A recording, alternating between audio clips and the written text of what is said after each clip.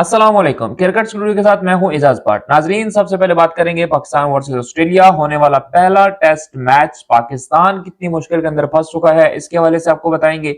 उसके अलावा बात करेंगे नाजरीन, पीएसएल के अंदर एक बड़े खिलाड़ी ने अचानक एंट्री मारी है, वो कौन है। और उसके अलावा T20 वर्ल्ड कप से पहले पाकिस्तान वर्सेस न्यूजीलैंड सीरीज के लिए T20 स्क्वाड के ऊपर बड़ी मीटिंग की गई। उस मीटिंग के अंदर क्या हुआ, क्या था, क्या होने वाला है, इसके ऊपर डिटेल से आपके साथ जो है वो बात करेंगे। तो सबसे पहले नाजरीन बात कर लेते हैं Pakistan versus Australia. Pakistan versus Australia पहला टेस्ट मैच आज तीसरा दिन क्लोज हुआ। जब पहला सेशन स्टार्ट हुआ तो पाकिस्तान की विकेट जो है वो पहले ही ओवर के अंदर गिर गई। सबसे पहले बात कर लेता हूं जी, इमामुल हक के जो पहली बॉल के ऊपर रन लेने की बात को तनकीद बनाया जा रहा है, तो वो मेरे ख्याल में बिल्कुल ठीक है।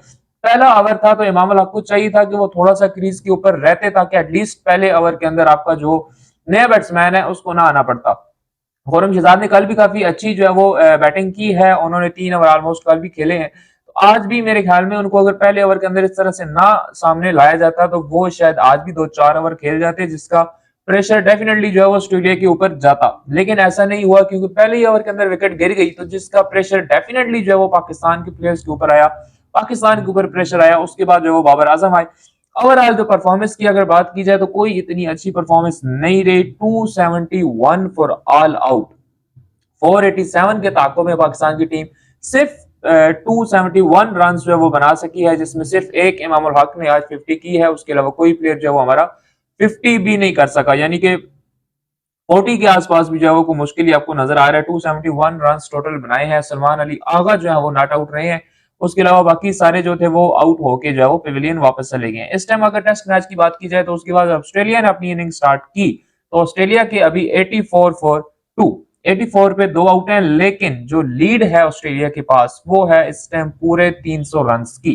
तो अगर कल ऑस्ट्रेलिया की टीम 100 रन भी और बना लेती है तो 400 रन की लीड हो जाएगी, और ऑलमोस्ट पीछे पौने 2 दिन वो पाकिस्तान को बैटिंग के लिए जरूर देंगे। और ये बस इसकी रावलपिंडी की पिच नहीं है कि जहां पे आपको 2 दिन अगर खेलने को मिले तो आप वहां पे निकाल जाएं।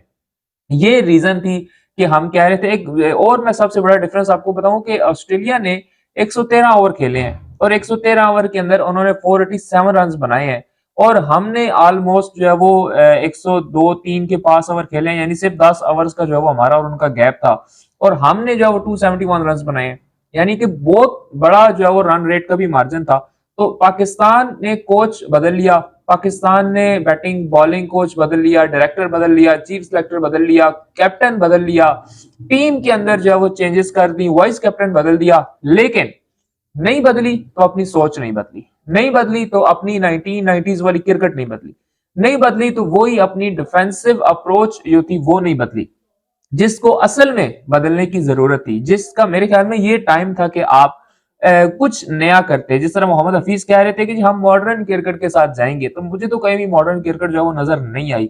वही पुरानी थकी हारी हुई क्रिकेट जो है वो पाकिस्तान ने खेली है, और यही होना था। लेकिन जब आप 100 बालें 150 बालें रोकेंगे तो एक बाल तो आपको अच्छी पड़नी है।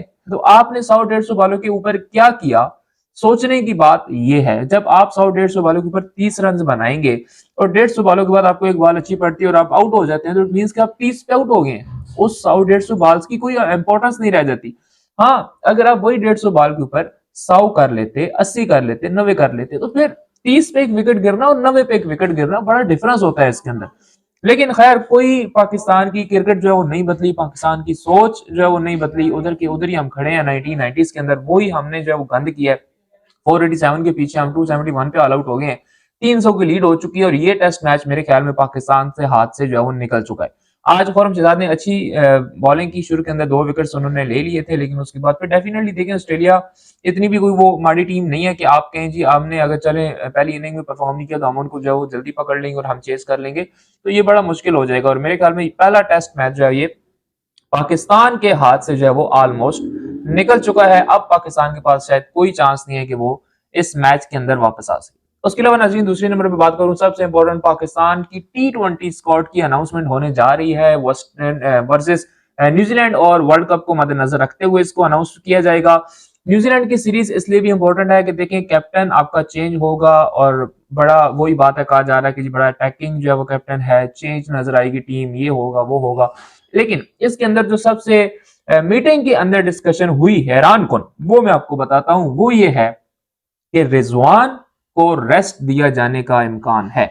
रिजवान को हो सकता है या तो स्क्वाड के अंदर ही ना रखा जाए या उनको प्लेइंग 11 के अंदर ना रखा जाए। इसकी सबसे बड़ी वजह यह है कि आजम खान का नाम आ रहा है कि आजम खान को एज अ विकेट कीपर खिलाने की पूरी तैयारी की जा चुकी है। और उसके अलावा साइम अयूब परमानेंट मेंबर बनने जा रहे हैं Pakistan T20 international world cup 2024 तक। 2024 तक जो है वो opener has a opener Saim Ayub को खिलाने का फैसला किया जा रहा है। उसके अलावा मोहम्मद रिजवान को बाहर बिठाने का फैसला किया जा रहा है और शादाब खान या मोहम्मद नवाज, कैप्टन को किसी एक पे हाथ रखना पड़ेगा। कोई एक मिल सकता है, दोनों आपको एट अ टाइम नहीं मिलेंगे, यानी 16 के अंदर दो आपके पास नहीं होंगे। तो अब शाहीन को यह फैसला करना पड़ेगा कि उन्हें शादाब चाहिए या उन्हें मोहम्मद नवाज चाहिए। उसके अलावा नजीन अहमद शहजाद की कोई जो है वो इम्कानात नजर नहीं आ रहे, PSL से भी उनको फारिग कर दिया गया, फिर उन्होंने रिटायरमेंट भी ले ली। तो अब भी अहमद शहजाद का जो चांस है वो सबसे कम है। ये पॉसिबिलिटी जरूर जाहिर की जा रही है कि उनको वर्सेस न्यूजीलैंड जो कैंप लगाया जाएगा प्रैक्टिस सेशन का, उसके अंदर उनको बुलाया जाएगा, लेकिन उनको टीम का हिस्सा नहीं बनाया जाएगा। यानी एक बार फिर उनको अपने करीब ला के, उनको बाग दिखा के, उनको उसमें से फूल तोड़ने की इजाजत नहीं दी जाएगी, यानी कि उनको फिर नजरअंदाज किया जाएगा। शर्जील खान नजरअंदाज हो चुके हैं, अहमद शहजाद नजरअंदाज होने जा रहे हैं।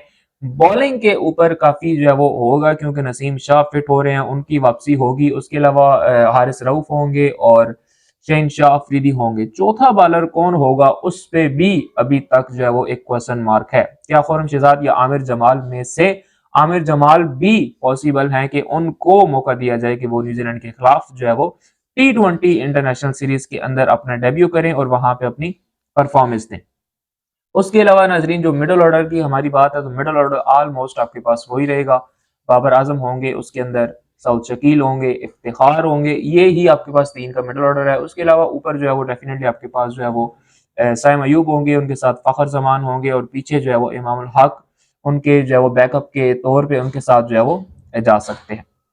उसके अलावा नाजरीन अगर मैं बात करूं जो चैंपियन ट्रॉफी है उसका बाकायदा रिटन एग्रीमेंट हो चुका है पाकिस्तान और आईसीसी के दरमियान। आईसीसी ने यह बात वाज़ेह कर दी है कि चैंपियंस ट्रॉफी पाकिस्तान के अंदर होगी। जी हाँ, चैंपियंस ट्रॉफी अब इंडिया आए या ना आए, इंडिया जो मर्जी कर ले, अब चैंपियंस ट्रॉफी जो है वो पाकिस्तान के अंदर होगी और अब इंडिया को आना पड़ेगा। पीसीबी के चेयरमैन ने बाकायदा जो है वो सिक्योरिटी प्रॉपर हर टीम की मांग ली है हुकूमत से और उनको दी जाएगी, उनको मुकम्मल जो है वो यकीन दहानी कराई गई है। तो अब मेरे ख्याल में कोई चांस नहीं बचा इंडिया के पास, कोई बहाना नहीं बचा उनके पास कि वो कहें जी हम चैंपियन ट्रॉफी खेलने नहीं जाते। अब इंडिया को चैंपियंस ट्रॉफी के अंदर अगर रहना है तो उसके लिए उन्हें आईसीसी की ये बात माननी पड़ेगी और पाकिस्तान आके उनको आईसीसी चैंपियंस ट्रॉफी 2025 जो है वो खेलनी पड़ेगी। अब इंडिया के पास कोई ऑप्शन और नहीं बचा। उसके अलावा नाज़रीन लास्ट में पीएसएल के ऊपर बात कर लें तो पीएसएल के अंदर क्वेटा ग्लेडिएटर ने एक बड़ी छलांग लगाई है और bowling coach Australian fast bowler Shaun Tait को उन्होंने हायर कर लिया है। शॉन टैट इंशाल्लाह इस पीएसएल के अंदर बहुत जल्द क्वेटा ग्लेडिएटर को ज्वाइन करेंगे और क्वेटा ग्लेडिएटर के अंदर क्योंकि मोहम्मद आमिर भी होंगे तो इसलिए ये इस बार बड़ा मजेदार जो है वो कॉम्बिनेशन बनेगा कि शॉन टैट जो है वो उनके कोच होंगे, मोहम्मद आमिर उनके जो है वो टीम का हिस्सा होंगे। तो डेफिनेटली जो है वो एक बड़ी डिफरेंस नजर आता है परफॉर्मेंस के अंदर भी। जिस तरह पहले T20 वर्ल्ड कप हुआ था 2022, तो उसके अंदर जो है वो शॉन टैट ने जब कोचिंग की थी तो उसमें जो है वो बड़ी एक लेवल की बॉलिंग जो है वो पाकिस्तान की तरफ से नजर आना शुरू हो गई थी। तो इस तरह हमें क्वेटा ग्लेडिएटर और स्पेशली मोहम्मद आमिर से बड़ी उम्मीदें हैं कि वो शॉन टैट के साथ जब मिलकर बैठेंगे तो कोई नया जादू वो जरूर चलाएंगे। इसके अलावा नाज़रीन आईसीसी T20 वर्ल्ड कप 2024 की अगर बात करें तो उसके वेन्यूज को, उसके स्केड्यूल को ऑलमोस्ट जो है वो फाइनल कर दिया गया है और सबसे बड़ी अपडेट ये है कि जी उसका पहला मैच पाकिस्तान वर्सेस इंडिया का रखा जाने का पूरा इम्कान है। न्यूयॉर्क वेन्यू उसका जो है वो सेट किया गया है। 34,000 क्राउड की जो है वो उसके अंदर मैक्सिमम कैपेसिटी है और ये तस्वुर किया जा रहा है और ये ऑलमोस्ट फाइनल हो गया है कि पहला मैच उसका जो वेलकम मैच होगा वो पाकिस्तान वर्सेस इंडिया होगा, ताकि उस कंट्री के जो लोग हैं डेफिनेटली उनके अंदर इतना ज्यादा वो क्रिकेट का नहीं है, लेकिन क्रिकेट को थोड़ा सा जो है वो एडवांस करने के लिए, आप कह लें कि थोड़ा सा वर्ल्ड कप के अंदर जो है वो दिलचस्पी जाहिर करवाने के लिए जो पहला मैच खेला जाएगा वो पाकिस्तान वर्सेस इंडिया खेला जाएगा। तो ये थी नाज़रीन अभी तक के अपडेट्स। अगर हमारे चैनल को पर नए हैं तो हमारे चैनल को सब्सक्राइब करें। बहुत ज्यादा मिलेंगे इंशाल्लाह अपनी अगली वीडियो के साथ, तब तक के लिए अल्लाह हाफिज।